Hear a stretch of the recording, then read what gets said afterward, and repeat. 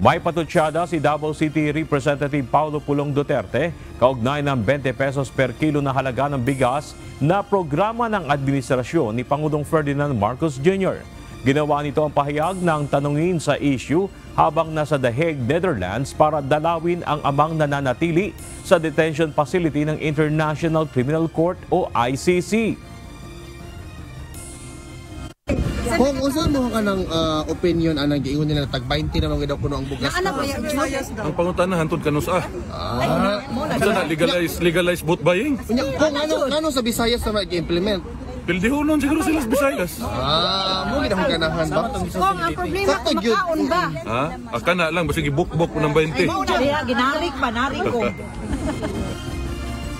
Una nang mapilang Malacanang sa mga kritiko ni PBBM na huwag siraan ang mga magagandang programa at hakbangin ng pamahalaan para sa mamamayan. Gid din ng palasyo walang kinalaman sa pagbaba ng approval at trust ratings ni PBBM ang pagbebenta ng 20 pesos kada kilong bigas sa mga lugar sa Visayas.